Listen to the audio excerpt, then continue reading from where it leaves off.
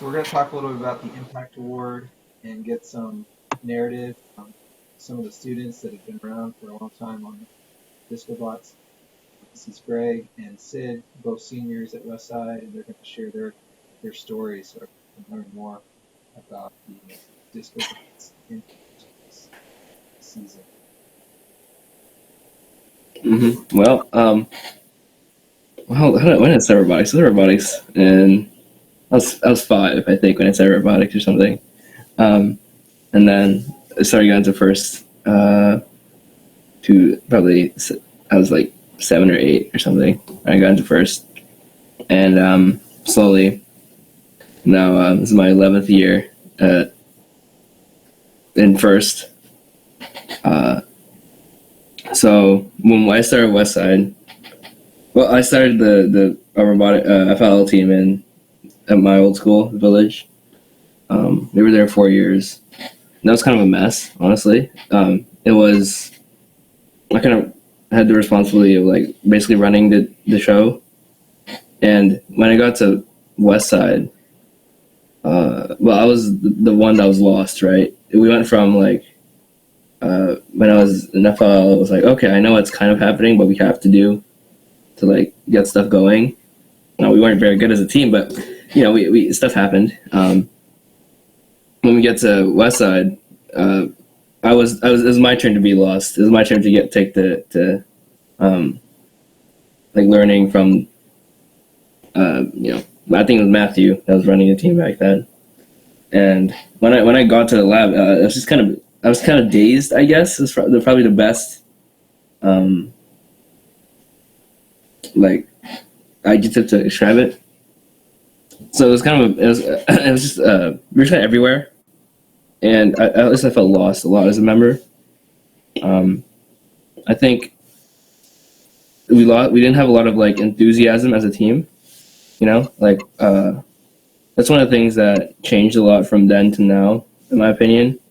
Like I think this year by far is we have the most enthusiastic. I say that every year, I guess, but I think I said that last year too. But at least this year, I see the, I don't really have to babysit as much as I feel like I had to do a couple years ago.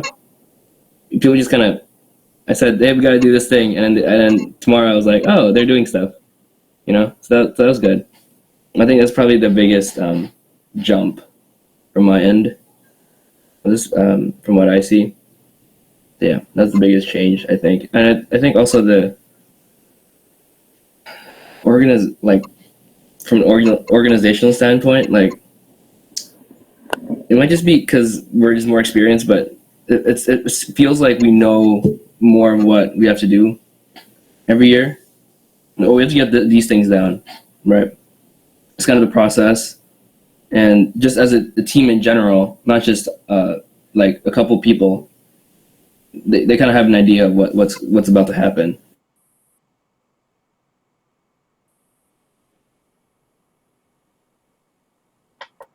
Do you also want to share how being in FRC has impacted you or changed you as a person? I think Greg was having issues with his internet today, so he might be out for a sec. This is a good time to transition. Why don't you add a few words here? Okay, so I started Lego robotics. I think I was 7. I got my first Lego robotics set. It was the Mindstorms kit. And then fast forward to middle school, I joined my my middle school's FLL team. I was there for 2 years, 5th and 6th grade. And we were, like Greg, not really ever too great at it. And I was also in charge of running the FLL stuff. We were using like Dead Reckoning and stuff. So we were just kind of all over the place. And then 7th grade, I met Mr. Phil, who is an old Disco Bots mentor. And he basically like taught me and a couple of my friends all about robotics because he does a lot of FLL mentoring. And that year we qualified for states, which was the first time I'd ever done that. We won our qualifier actually. went to States and won 2 awards for robot design and our research project, which was like really cool for me. And then in 8th grade, I moved up and I was doing VEX with the high school at my middle school. And in that time, I started mentoring FLL teams around my area. And those teams, like I think I've mentored 2 teams, and then I started one at our local middle school while I was in high school. And 2 of those teams have qualified for the World Championship. One of them qualified twice, actually. But it's been really exciting to teach them. And then in high school, I joined Westside freshman year, and Greg mentioned Matthew. He was the guy who started FRC at Westside initially in 2019-ish. And he was going through some stuff during COVID, so he was just kind of gone. And all of the seniors, because most of the team was seniors that year, they graduated, so we were just kind of floating. And then our team was actually, the Westside team was founded by an old Disco Bots mentor, Paul, who was working at Weatherford at the time, but I think he had some family commitments, so he stepped away from the team. So we were just kind of like lost that year. He taught me some CAD before he left, and from there I just kind of took it and ran with it. Like I would have weekly meetings with all the team members. It was Adrian, me, a couple other people, and I would kind of learn myself and then bring them along with me. So we learned most of SolidWorks, and we designed some cool stuff that year. And then we learned autonomous programming and like basic electronics. And we actually won the quality award. That was like really big for us because we were going for the rookie all-star award a second year in a row. And then once they announced that, we actually just like stopped watching the stream. And then we got a message, like my mom got a message from one of the other Texas mentors congratulating us. And we're like, we won an award? Like, what happened here? And so that was like the thing that like really showed me, like that year was just like a big eye-opening experience for me in terms of like how FRC was just so much bigger than all the other robotic stuff that I'd done. Because I would look at a robot and be like, oh, I can fix that in a few hours. And then I looked at FRC robots and I applied the same logic. But I think every single time we disassembled something and redid it, it was twice the work to put it back together because we were also like learning what everything did at the same time. And then sophomore year, Greg joined the team. And since I had band, I wasn't really able there to like train other members like I had during COVID. And so like during that time period, a lot of like interest in the team died out. We didn't really fundraise much because we had one big fundraiser, which we had organized, I think, freshman year for selling poinsettias to teachers and neighbors.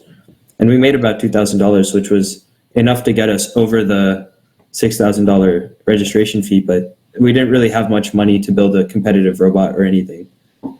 And then that was the year I started talking to you about FRC together between Westside and the Disco Bots. And slowly it kind of became this thing where we were working together in the off season, and then we joined for 2023. And I think just the biggest difference for me, at least, has been like having the resources to make all my ideas come to life. Because at Westside, like we would come up with stuff and talk about stuff, but we never really had the ability to follow through or the guidance to follow through. But like now when we have problems or we need help with something, there's like a whole team of mentors and like people who are there to support us and like that want to see us succeed. And it's just been like really motivating because after like our second year of FRC, like Westside was done. Like we didn't have enough money. We didn't have any like outlook on school support at all. And then just the Disco Bots organization as a whole just kind of changed that, which honestly has to be like this robotics competition has been one of the most fun and like interesting things I do. And sure, it takes up a lot of my time, but it's definitely like been worth it. So yeah.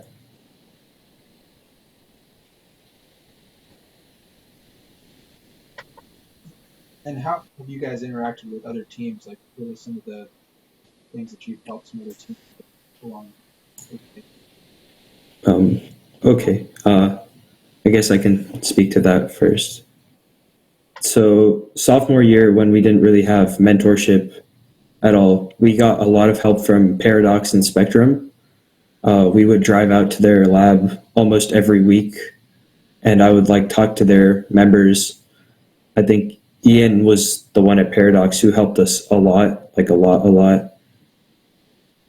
And he basically helped us build our entire robot. And then this year, I've been talking a lot with the Bel Air students, the Team 2585 Impact, and they have a swerve drive which they need some help with.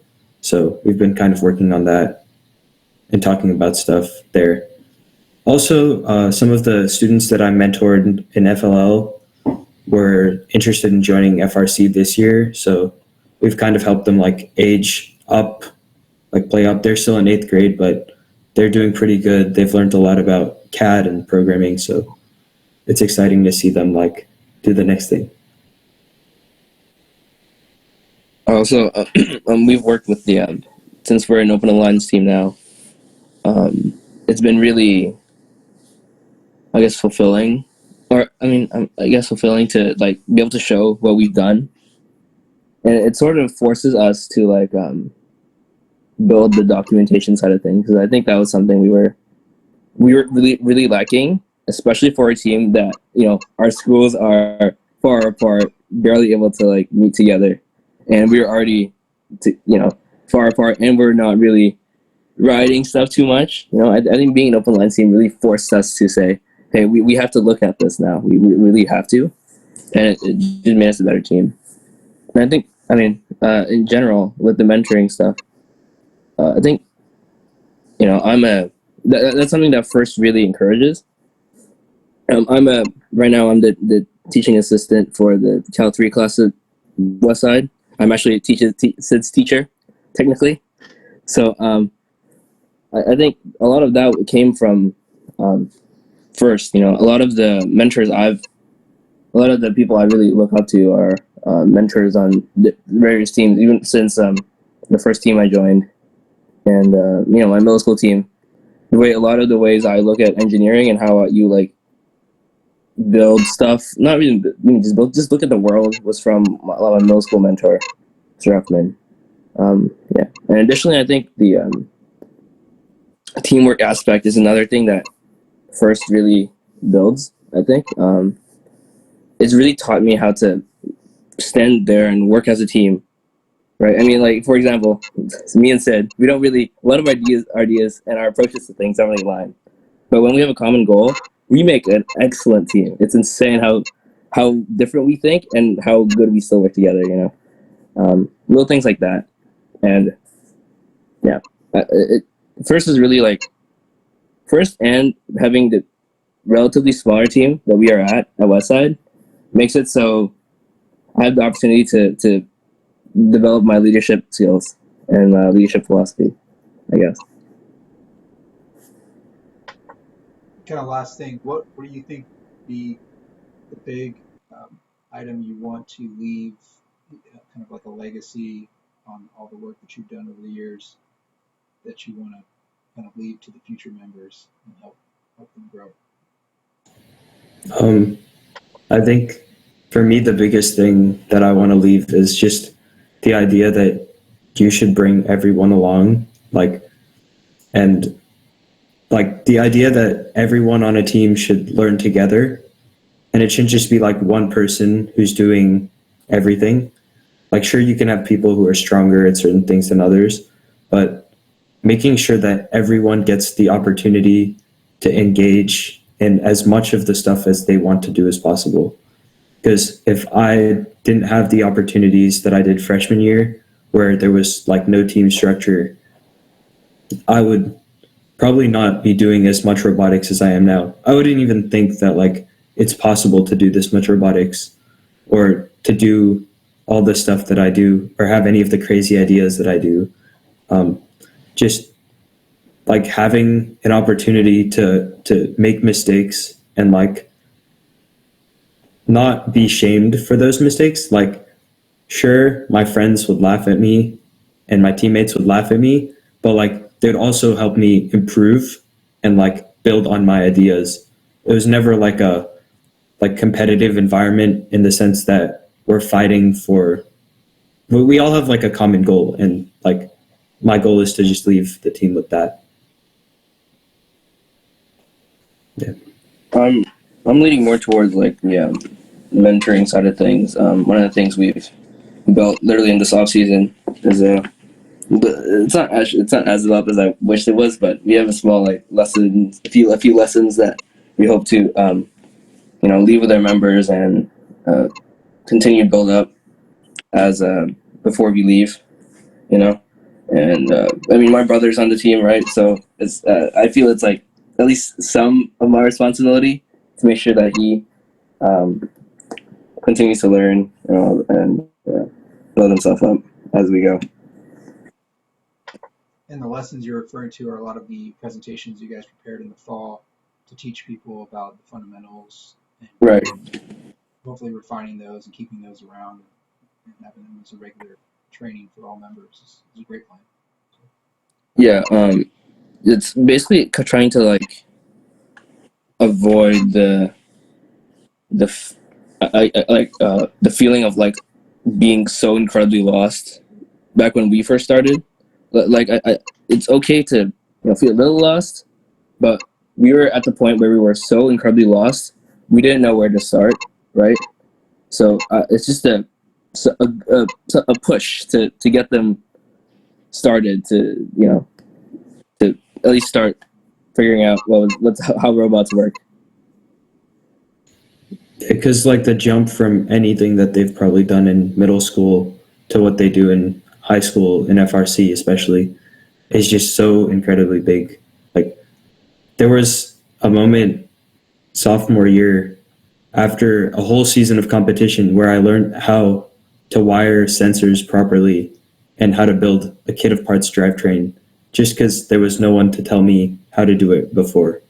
So Yeah, I think this is great. Great feedback. You guys have had an incredible journey. Hope we can capture it and share it with all the members. I have one more question to ask both of them. Just like if you had to summarize one thing that, like, you notice in your personality now that is an important component of you just because of being in FRC, what would that be? Like, what changed within you because of being in FRC? I guess my biggest thing was like being able to talk to people. Like, before FRC, especially like freshman and sophomore year, I was kind of scared to approach adults for help and just do things that were outside of my comfort zone. Like, I would always be worried about, oh, what if I fail? And like, there's no way for me to like recover from this mentally. And I guess first just taught me to like leave that mentality aside and just keep trying. Like, I think it's like you miss 100% of the shots you don't take. And so like, it just taught me to be more confident in myself and like talk to more people, get to know more stuff, and just keep working. Gosh, that's a hard question to answer, just because of there's so many. I feel like I've invested so much time in first that it's so. I mean, I think this is probably just me, but it's so like all encompassing for my personality. I think Sid knows me enough that he can agree with that statement. I think, like I said before, the mentoring stuff. I intend to stay a mentor, at least on Disco, at least, maybe more. I'm not sure. At least for FRC, but the teaching like the new students how to do stuff was kind of what first like opened my eyes to mentoring. And now I teach Cal 3 class. I thought I helped Miss Docs with the AB class last year, and it was that like it's like the little glint in their eyes of the students when they finally clicks it in their head. That's why I try to like fight for it, I guess, every time I'm trying to teach somebody. So that part, and I think it's also the critical thinking and almost like the planning part of me. Like I try to look ahead far, like maybe for like further than you probably should sometimes, but far enough that uh, you can look forward into yeah, to plan for the future. I think that's a lot of that comes from first and looking at especially FRC mostly. That's definitely what FRC does. 100%. Yeah, great commentary. I appreciate you guys sharing your story, and hopefully we'll get some more students to do it as well, and have a nice series for everyone to keep some history on how this team has developed and formed over the years.